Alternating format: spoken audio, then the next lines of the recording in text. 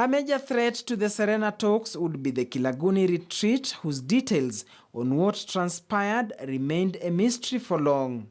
The chief negotiator Kofi Annan and his panel decided to switch base from Serena to Kilaguni. They believed time was ripe to put the icing on the cake and declare a political deal. That was not to be.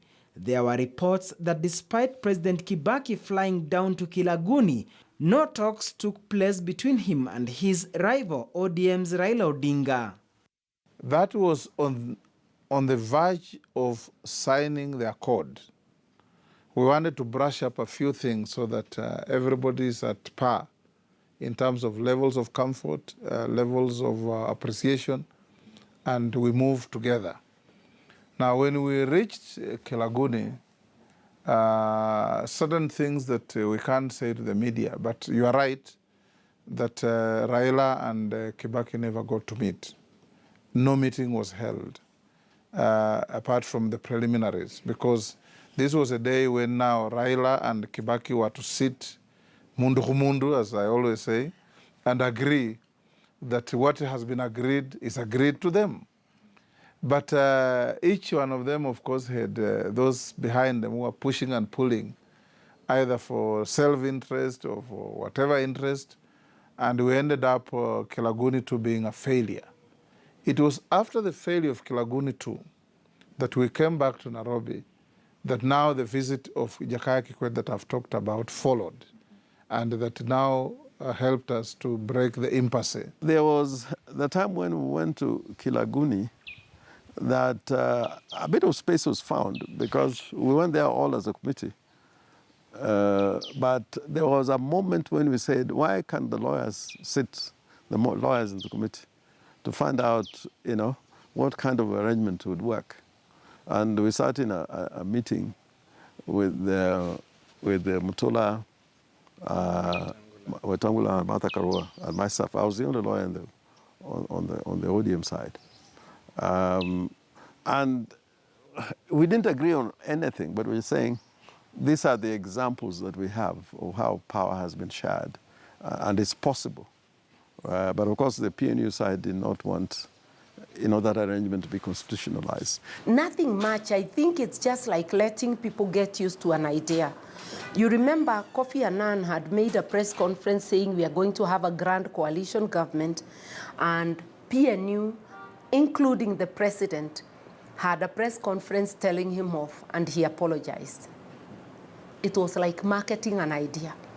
And they had brought this professor from Germany to talk to us about grand coalition.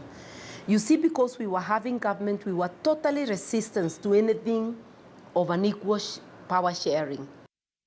The Kilaguni fiasco deepened the rift between ODM and PNU as talks dragged on at Serena. As we were in Serena, Kibaki was busy appointing the cabinet. All right, so that was not a very good show of goodwill at that time, because he literally named his cabinet.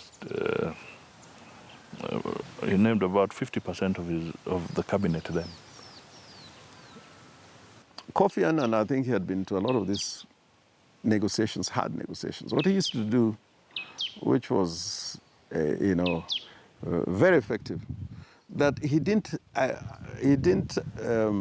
go on until you agreed on everything. His position was that on anything that you've agreed, however minor it is recorded as a resolution and everybody signs.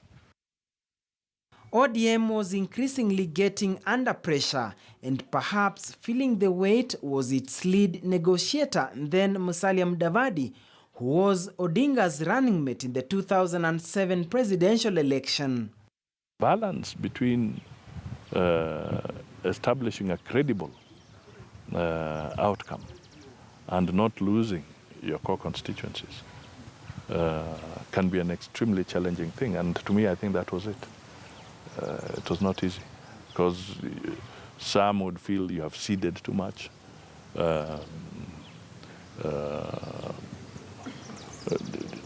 Others would say, no, break the deal. And you see, you had to really manage this, even when going back to brief your various organs and other players. We also had to manage that process because some of them would say, why don't you break off the talks? That is not what we wanted. Others would say, let's just go to, if it means going back to the trenches, let's go to the trenches. That marked the turning point of the Serena talks. It had reached a point where the elastic limit could not be exceeded. The center could not hold anymore. The Serena talks collapsed.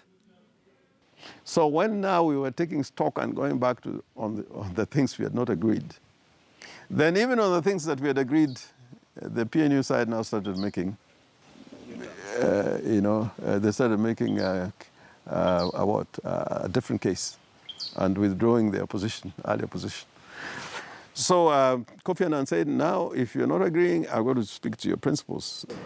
I think talks always collapse when the people negotiating are told you can't move beyond a certain line. So your principals tell you, if this stage reaches, then you have to go ask for recess. You see? This you cannot make a decision on your own, and that's common in talks. Because if you are your own agent, then you can move. And that's why at some stage towards the end, the mediator Kofi Annan decided that he was now only going to deal with the two principals, President Kibaki and Right Honorable Raila Odinga. And that's how the final deal was sealed. A move by Kofi Annan to call off the talks caused political shockwaves across the continent and beyond.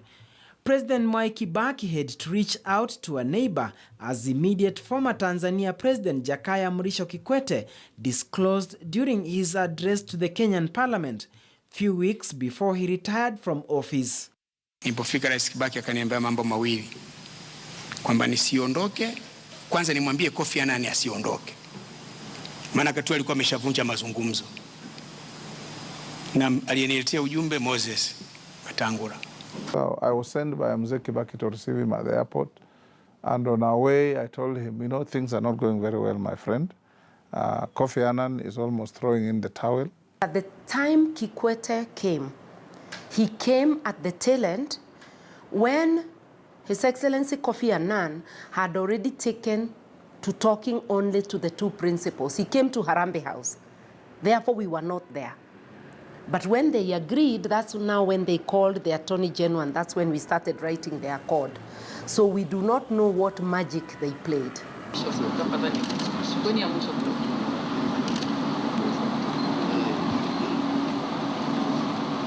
The final deal was brokered by the now retired president. Kwanza nilifanya mkutano na Raila, Mheshimiwa Raila.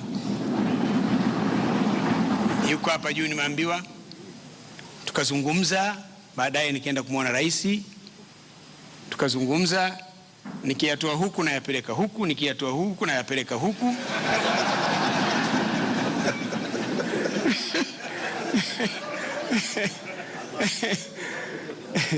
Mpaka tukafika mahali tukaelewana. Mwafaka ukapatikana. Kwa lugha ya kule kwetu, mwafaka ukapatikana. Tukatoka pale nje, tukakutana. Wakubwa wale wakatia saini. Kenya ikapata mwelekeo mpya wa kisiasa.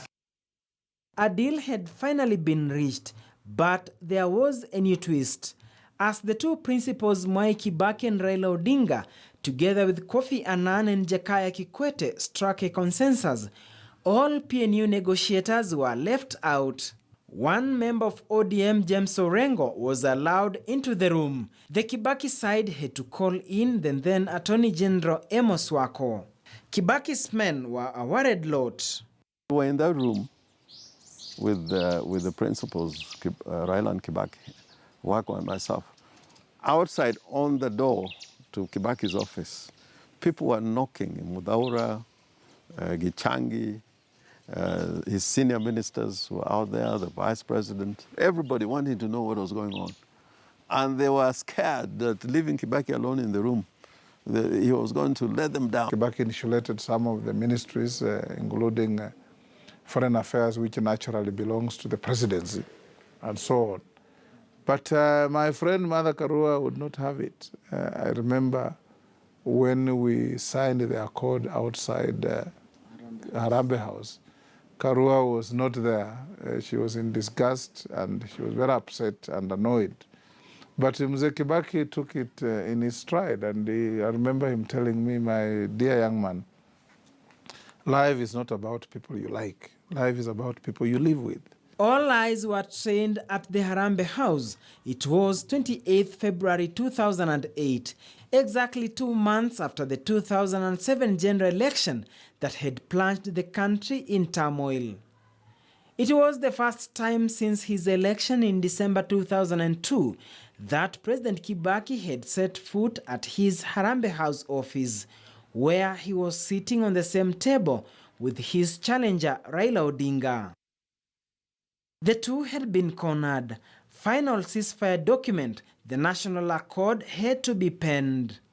In that room, as they were, and Wako and myself were sent to go and finalize the draft, which we went and did at Serena. And then came back with a draft. And we decided that because, the people are going to raise a lot of issues, when we come with a draft, Raila, Kibaki, and Kofi Annan as a witness, they must sign each page of the accord. I think Kibaki did a great thing on that day, because had he allowed his men to come into the room, we would not have no accord. So when we came back to the room, they tried to get in again, they were not allowed. And everybody was told now to go downstairs where we're going to have a press conference. That afternoon, the National Accord was signed at the entrance of Harambee House. As I announced earlier today, we do have a deal. Thus, our work on the governance structure for Kenya has successfully been completed today. Giving birth to the Grand Coalition government, with President Mwai Kibaki sharing executive power with Prime Minister Raila Odinga.